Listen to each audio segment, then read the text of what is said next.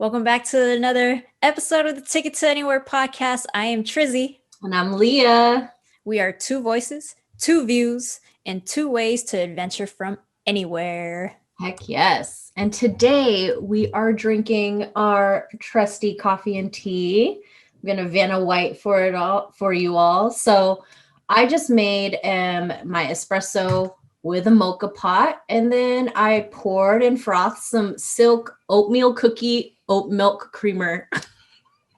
It's so extra. Oatmeal cookie flavored oat milk creamer. And the mug is from one of my personal favorites, Pete's Coffee. Yeah. But I am not a coffee drinker. I am a tea drinker. And the tea that I have today is actually it's actually a gift from China. It's a black tea, and it tastes like kind of like the teas that you would get at a dim sum restaurant. Can I tell you how many cups of tea I've forgotten that I was steeping? Just before waiting. It's like leaving toast in the toaster. That I forget there's toast in the toast.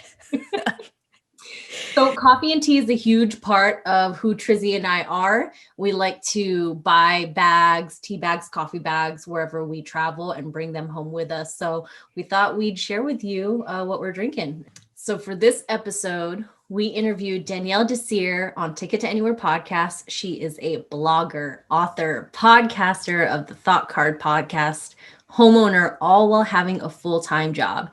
If you think she's stopping there, she's not. She's also creator of the Women of Color podcasters. She has so many speaking engagements coming up, and she's doing the most, but we are here for it. We're still trying to figure out how she's juggling so many projects, all while giving her 100% to everything she does. We talked to her about saving and budgeting for travel, how she does it, and what her tips are. This is a phenomenal interview with so much inspiration in all of Danielle's words. Yeah. And so I was lucky enough to meet her through the Nomadic Network, and she's given a few, budgeting for travel tips in her talks. And the advice she gives is very actionable, like things you can do right now. And it's realistic, you know. Yeah, like very tangible goals. Yeah. I loved how she simultaneously paid off her debt and saved up for a house. And one of the best parts is that she still works a 9-to-5 job. There you go. That's baller. So we're shifting off into the episode. But before that, if you find value and enjoy our episodes and our special guests, please rate us and leave us a review on Apple Podcasts. Don't forget, you can also leave us a review or a comment on our Facebook page or our YouTube channel.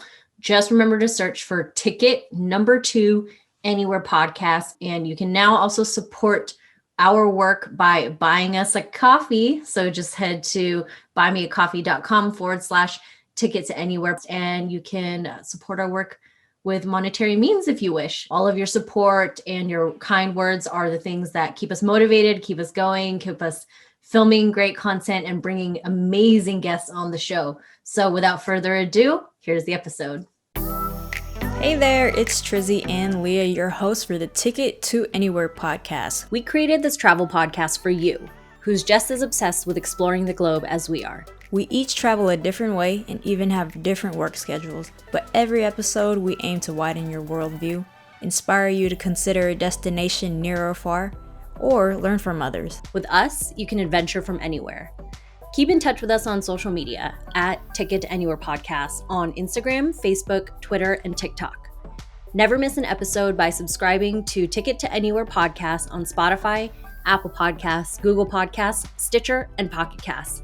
And hit subscribe to follow our visual podcast on YouTube. You are truly the intersection of budgeting and travel. And we're super excited. So let's just get started. Danielle, podcaster, author, blogger, homeowner, full-time job, founder of Women of Color podcasters. Is there anything you don't do? Not yet. Just adding on to the list every year. It seems like I add on another layer of complexity, but yes. That's amazing. Yeah. And even on your Instagram today, you were you were asking, if I started a different podcast that talked about this, would you all listen? I know. Trizzy's face. I'm like, this is this is hard enough right here, just one podcast, but Leah's actually managing a lot. And then I can't imagine what you're juggling over there. Yes. But you know, I think it's like once you do one thing and you're creative in one thing, it's like you start to open your mind to be like, what else is next? Like what else is possible? So I'm like, I do one podcast, but I feel like what I want to talk about is not necessarily going to be in line with like the podcast I have. So maybe another one could be if people are interested, if they're interested. If not, then I'll just keep it to myself. No, 100%. I mean, I see you as like this authority, this leader in that space, like knowing how to budget your life well so that you're able to travel, right? Like budgeting first and then travel will fit into that. So I'd love for you to tell us like about your start and how you got the name Thought Card and just the beginning of everything. Sure. So Thought Card is going to be 6 years old in April. So it's coming up really soon, which is incredible. I have always had a passion for travel and money. So my family's from Haiti. And when I was young, like starting at 3, my mom would send me to Haiti over the summer to be with my grandparents. So my grandparents have been financially independent for my entire life. So I'm 30 and my grandparents have been retired for 30 years and they retired around their like 50s. So that's kind of like the money aspect. So, but it's kind of like, I just realized that like last year, I was like, wow, they've been financially independent for a really long time, like my entire life. But I would go to Haiti every single summer. So that's part of the travel part, but it's the same place, which kind of gets a little boring, right? And especially like during high school, that time I wanted to hang out with friends. I wanted to make money. So travel became not as important, which sadly, I'm pretty sad about that because there was a Disney trip for my high school, like senior year. And I said, no, I was like, I want to be with my friends. I'm not going to Disney with no, I don't know. I was wrong with me. Very odd. I was very odd for that, but that's my biggest regret. I think one of my big regrets, but as I actually like got to college, and travel reemerged because everyone's going on spring break trips or summer vacations. And then study abroad became like this thing. I was like, wow, I wanted to go to Paris, but unfortunately, finances was an issue. So even though I had covered a lot of my admissions and like all my school costs, were a lot of it through grants, they weren't being covered when I studied abroad. So I asked my mom, I was like, Mom, could you help me to do this? And she said she'll do her best. She's a single mom. She'll do her best. And she's always done an amazing job. But long story short is that we were losing our home to foreclosure. So she was willing to put herself on the line to help, let me do something that I wanted to do. Meanwhile, no electricity at home. I'm in college, so I don't even know what's going on. And she's just telling me that, she's struggling. So I came to the realization that, there's no way I'm going to go to Paris while my mom is losing her home. But I did make a vow to myself that money was going to be the thing that I focused on so that I can afford to travel. Like I didn't want to have these barriers as much as possible. So I tabled my dream to go to Paris, and I had this promise to myself. So when I got my first job around 2013, I worked the entire year and I saved the entire year, starting at like $25 a paycheck. And I got to go to Paris in 2014 off of my savings. And I say this now, it's like, you can't unsee what you saw. Like when you see something that works and you're so inspired by your ability to actually make something happen, I knew there was no way I'm never going to like go back to not traveling again. Like my life has changed. And I went on that first trip to Paris, and that was really what sparked me. And I said, you know what? I save, I travel, and I could repeat. I could do the same thing, rinse and repeat, rinse and repeat. And every year my goal was to spend the same amount of money per year, but on more trips. So I became more financially savvy by just, again, spending wisely with the same amount of budget that I had. So that's really the gist of travel. And then money, I would say I was probably the anomaly. Like, I don't think a lot of people talk about money when they're growing up, but my mom was very transparent. Like we talked about money all the time. My earliest money memory was me picking up a student loan bill of my mom's. And I was like, Mom, there's so many zeros. Like, is this a check? And she's like, no, this is a bill. So that was like my earliest money memory. But my mom helped me open up my first retirement account at 15. We talked about not travel, but money all the time. So I'm really fortunate that I had that like that introduction to money and saving early on. But that doesn't mean that you don't make mistakes. I've made plenty of mistakes, but I do feel like I did have a bit of a leg up because financial literacy was a topic at home. That's so good. I feel like I grew up in a Filipino household and it's still a bit taboo to talk about money, even back in the Philippines, but even as a Filipino American.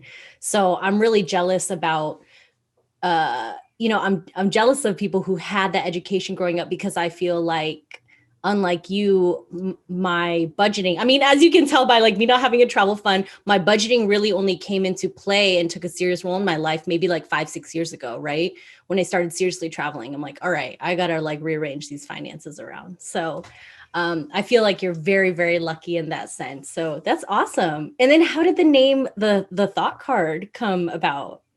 Yeah. So I was dating someone at the time. This was like 2015, right? So, and he would send me letters whenever we got into like tidbits. He would send me like these long letters. I'm like, why are you sending me letters? Like, just talk to me. I'm right here. Just send, talk to me.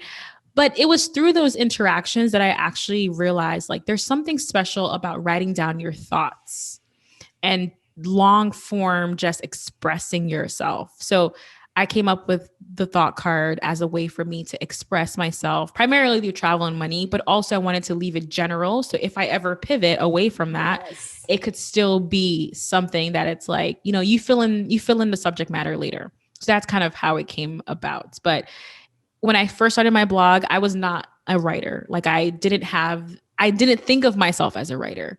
I just wanted to share my thoughts.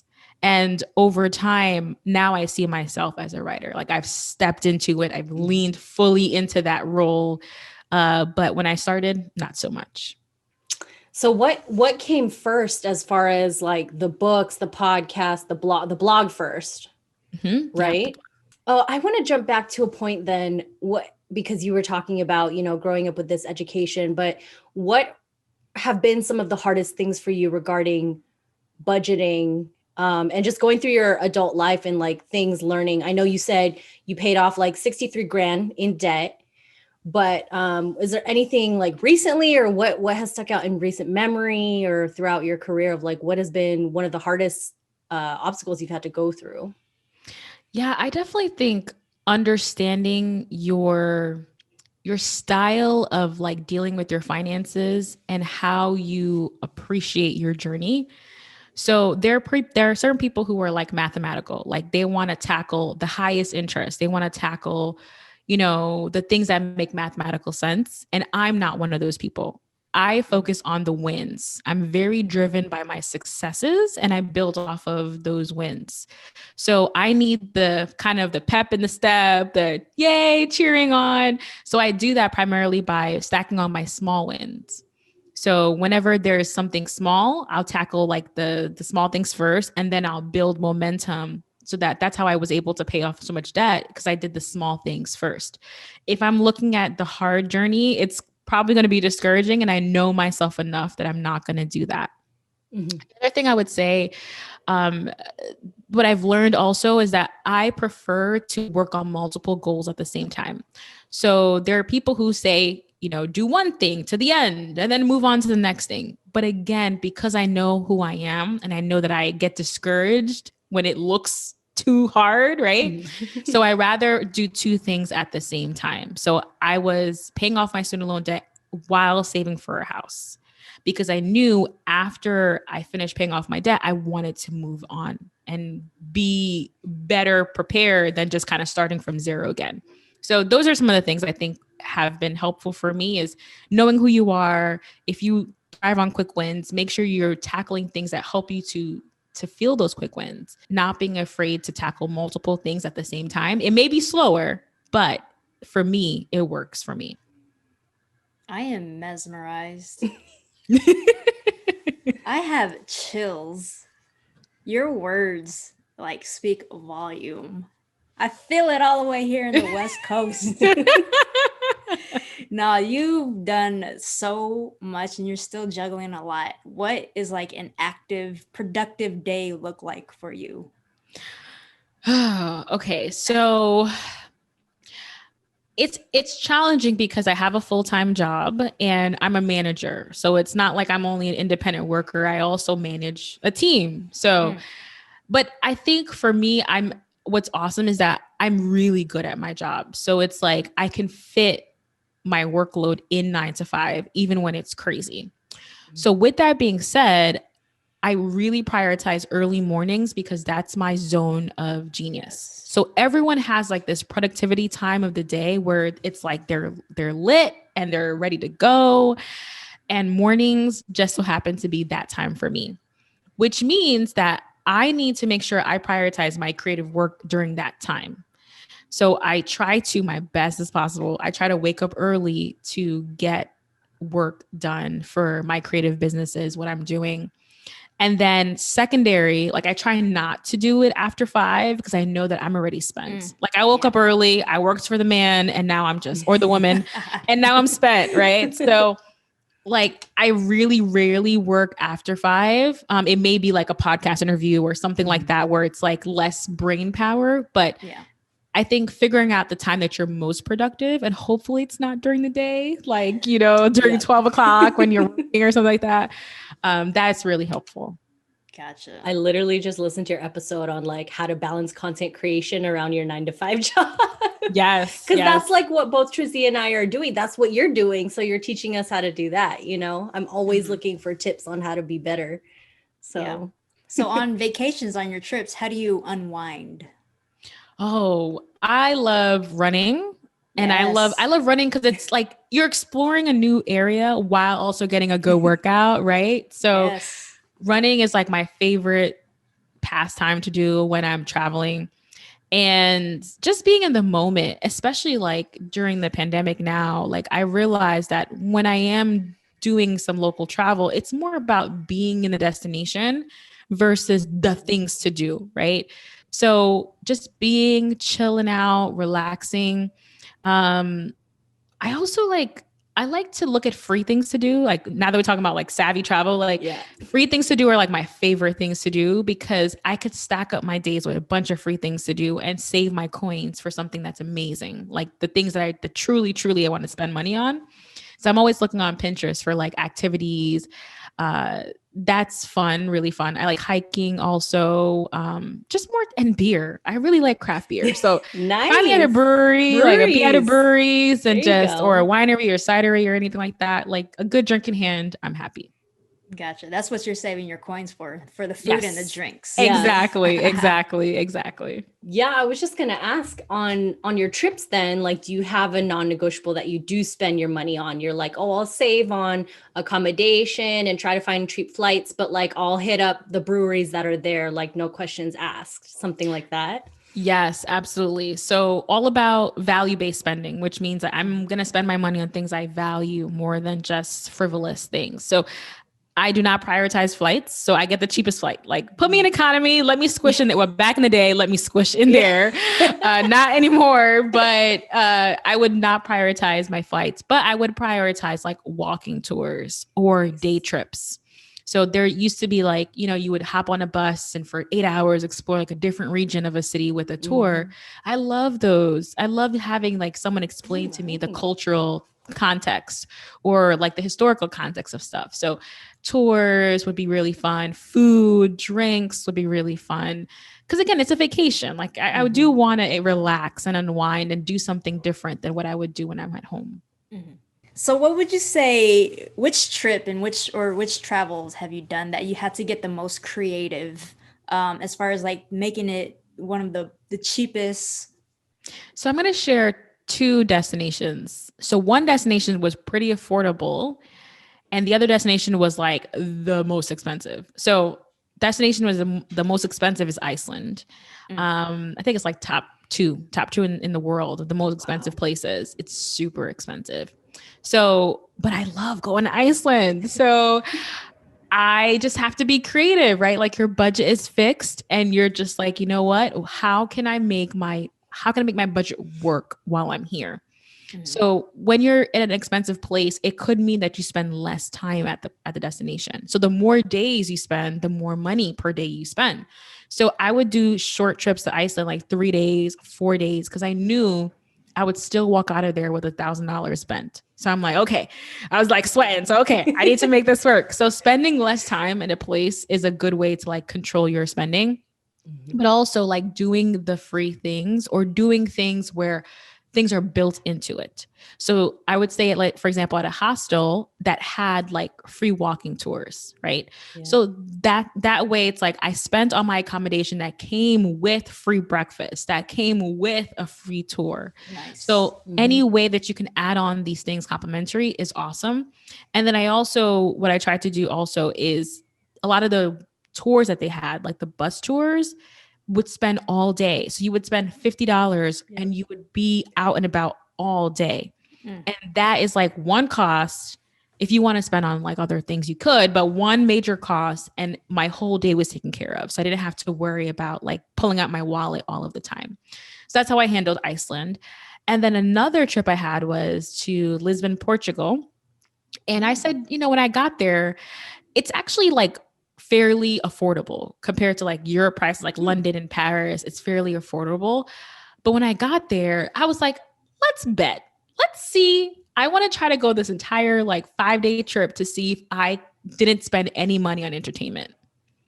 So that was a challenge I had to myself where I'm like, I'm not spending any money on entertainment. I just need to find stuff to keep myself busy. And it worked. It really worked. I found so many things like lookout points and, walking by the beach and other things. So I feel like if you're creative and maybe doing some challenges like that could be really helpful, just so that you can kind of challenge yourself to go outside of what you would do. I think a lot of us, when we go on vacation, it's like, we want to spend a lot of money because we think that's what vacations have to be like.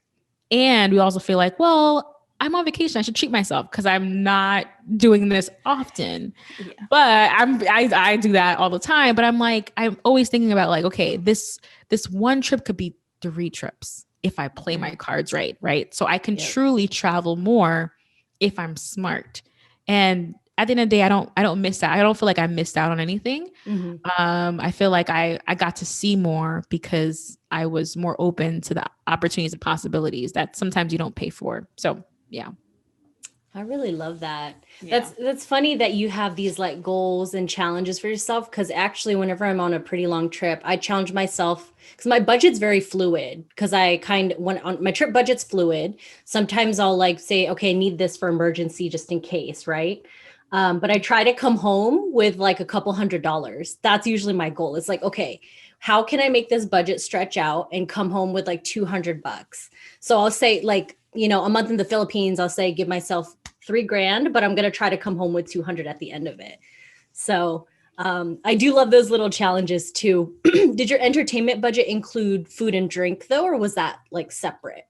That was separate. So mostly like attractions, like things to do, like those tours, those museum passes, like those things we do to fill up our time besides eating out and dining and things like that. Absolutely. Another hot tip I have, which I'm sure you've used, Danielle, I'm actually not sure. Do you stay in hostels?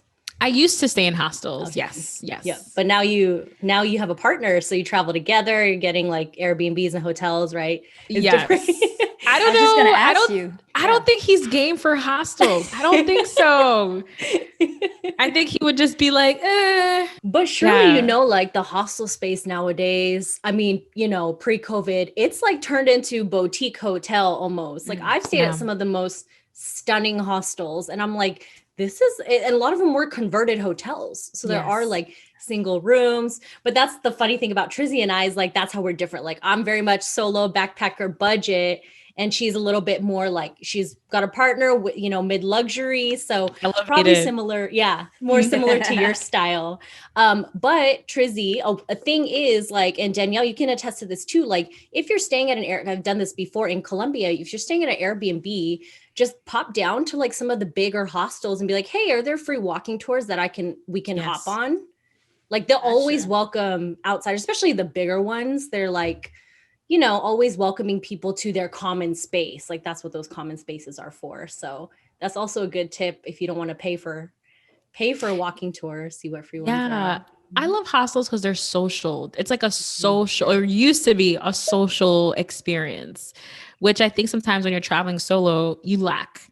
So having that is like a good supplement. So, but I haven't dived into, I think I would scare him to, I would scare him right now. And that's okay. But I feel like there's just a lot of options like Airbnb. Oh There's yeah. just so many options. And I think also because of the pandemic, like, things have changed. So I'm not sure how they're surviving at this time. Yeah. I know. Do you find It's that tough. Airbnbs are, because of the cleaning fee and the service fee, end up to be kind of like, I might as well just stay at a hotel? Because It that's how is I am. pricey. It Yeah. is pricey these days. Very, very pricey. I don't know. I still feel like for me, I'm still prioritizing Airbnbs because I want to have that solo space. So like Gotcha. I don't want to see anybody. I Yeah. don't want to hear nobody coughing. Like I just want to be in my own space, which I really love. And I also love the home atmosphere. Like the design elements that they have, they make it feel like home. You have like you have everything, all your comforts, which is nice. But I am thinking of putting my pinky toe out there into like the hotel now. Ooh. But it just takes a little time. I think it Yeah. takes a little time for you to accommodate to, things are changing so fast. Tell us a little bit more about your podcast because I've noticed you've been doing a few different series here and there. Yeah. So, like at the top of the episode, I kind of mentioned that like you kind of start one thing and then you start dabbling into another thing and then it spills all over. And then you're just like, yeah. So, over time, like I started with the blog and then the podcast evolved from there. Um, but I realized that there were grant opportunities that if I shifted my mindset and I thought, you know what, like as a content creator, I am a small business. And no one talks about that. No one says that, hey, you're a content creator and you're a small business owner. But I am. I have an LLC. I'm a business. So I saw a grant opportunity and I was trying to think backwards, like, what is something I think that would apply to the grant, but also that I'm really passionate about? And I ended up hitting up one of my really good biz besties and asked her, I was like, hey, would you be interested in starting a series on the podcast? But we didn't want to start a new podcast because then you have to attract a new audience and build that up. And it's just like, I'm just trying to do this one thing. Yeah. So we agreed that we would stream this series on our existing feeds. And the series is called Millennial Wealth Builders, and it highlights women of color who are building wealth because we realize that, women of color have so many things that like hold us back, but seeing is a big part. Like when you see a woman of color who's doing something amazing, it gives you like that confidence. Like she does it, maybe I can do it too, right? It's so empowering. And we wanted to uncover like the strategies behind how they became who they became. So we pitched the idea and we got funding. So that was exciting. Yeah. So it's like you pitch, you get funding, then you start, right? Yeah. Like that's smart. That's smart. Not just start and then you're like, I don't know what I'm doing. And it was just like encouraging to get our first grant. And we decided, you know what, we're going to do it a monthly project so that we are not overwhelmed with the production. And it's also a docuseries.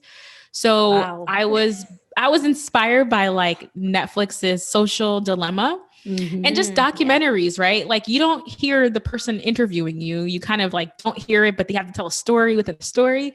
So it just allowed me to like flex my creative muscle. And it's been now close to 6 months of it being aired once a month. And we've been able to highlight some incredible women who are building wealth. And that's how like the series, the Wealth Builder series, grew from that. Just again, finding funding and then saying, okay, let's just build off of that. Do you have a big team that you work with? No. Or is this all you? Is that all you? So here's the thing. So I recently hired a podcast editor. I got to the point where like literally January.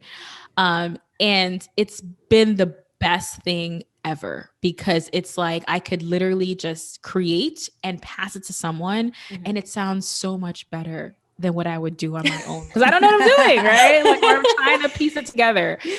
So if you would have asked me this like 3 months ago, I would say no, it was just me. But now I have a podcast editor, which is very, very helpful. And I also feel like there's when you're struggling as a content creator to do things on your own, you really do appreciate the fact that you have help. When you do have help, it's very, you appreciate, it's just something different. Definitely different.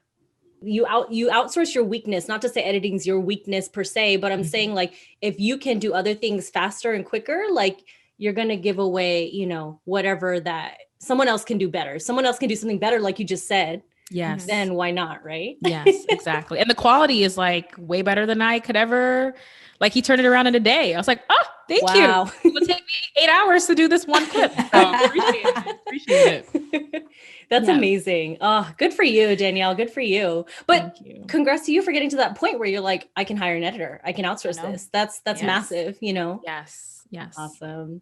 All right. Well, I want to ask one more question before we get into our like rapid fire section. Okay. What do you have recommendations for favorite apps, resources, tools, you know, to be great at budgeting life for travel besides your own resources, of course, besides your blog? Yeah, it's funny because I'm like low tech, so I don't have, and I think it's because my iPhone's always like full of storage, so I never could have a lot of tech stuff. It's I don't really have room bad. for tech. Exactly, I don't have room for tech with my limited storage.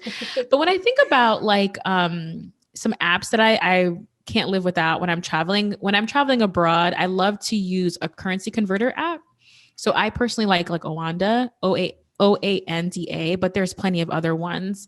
Because then I could literally see how much I'm spending in a different currency, and that will allow you to kind of price it out and say, this is kind of astronomical. Do I really want to spend that? So currency converter app is really helpful. There's also, I think the app is called Packlist, I think. But if you could find a packing app, that could also be really helpful. I hate packing. I love travel, but I hate packing. So I leave it to last minute, and having a packing list is really helpful because it just does all the math for me. It even looks at the weather for you. Ooh. So that's really, really helpful. So it tells you like when you're going, the weather may be this, so pack a sweater. So that's really helpful. And then there's also like lots of budgeting apps. Like if you need help with budgeting, there's a new app on the market called Cube. QUBE, Cube Money. So that could be a really good app. And they have different buckets. So it will act like different savings accounts. So if you're struggling with like, hey, I want to have multiple bank accounts, right? So you have different cubes and you could allocate different funds to different cubes. So I'm sure there's a app for everything, but it's all about like finding the one that helps you feel in flow and that doesn't feel like a chore to learn that new system. I love that. Thank you for those very succinct recommendations. Yes. All right. We'll jump into the T2A Q2A, which is the Ticket to Anywhere Quick to Answer segment. And we got 4 questions for you. The first one is, why do you travel? I travel to open my eyes to what is happening outside of my comfortable bubble and to really appreciate what life is like in a different place, in a different part of the world, and to learn about myself too. I learn new things about myself every time I go somewhere new and discover a part of me that maybe has awakened or a reminder, or maybe just a brand new part that I'm like, wow, this is really cool and interesting. Yes, of course. Of course. All right. So do you have any rituals or routines when you get to a new city or country? Like the first thing you do? First thing I do is likely find a walking tour, because I want to get a lay of the land on foot. So that would be my first thing to do. And even like now, I would still do a self-guided one. So I would figure out if there's an app for that, or if I could just kind of DIY it myself. I want to be able to see. And I think walking is great because it's a slow approach to travel. So you're not like on a bus and you're being driven around. You might miss something cool and be able to pop into a place or pop into a store or something like that. What items do you absolutely need with you on your trips? Oh, the face mask, to help me sleep on the, yeah, that is super clutch. My water bottle, super clutch. Yes. My phone, of course, that's super clutch. And those are the and my camera and also my podcast equipment. I bring my podcast equipment with me too. So those are the essentials at this point. Always ready. Yeah. Always ready. Always ready. Stay ready so you don't have to get ready. Yeah. Exactly. No. Thanks for traveling sustainably with your water. Yes. Yes. Of course. Yes. Of course. Okay, double duty for the last question. What do you have coming up next? What trips do you have? And tell everyone where they can find you. Yes. So I am going to Cape Cod in a month. Yeah, actually 2 weeks. No, 2 weeks. I'm going to Cape Cod in 2 weeks. So it's my first 2021 trip. And then I also have a trip to Vermont. So I love visiting Vermont. And last year I went a couple times and this year I'm going to go again. So I have Vermont trip coming up too. And yeah, and then to connect with me, you can head over to my podcast, the Thought Card Podcast. You could follow me on Twitter, the Thought Card on Twitter, and on Instagram, the Danielle Desir. And for those who want more tips for affording travel, I do have a book called Affording Travel, Saving Strategies for Financially Savvy Travelers, which is like great. It like walks you through step by step how to save for travel, make it a financial priority. So I think that would be a good next step. That's awesome. And those are self-published too, huh? Yeah, self-published. Yep. Yes. My goodness. Danielle, thank you so much. Well, thank you so much, guys, for having me. It was really, truly a pleasure. Thank you, Danielle. Thank you for sharing, spreading your wisdom, and keep doing your thing. Don't forget, we are on YouTube and anywhere you listen to podcasts. If you loved this episode, please leave us a 5-star review, subscribe, follow us on any podcast platform and YouTube so you never miss an episode drop. And we'll see you at the next episode, y'all.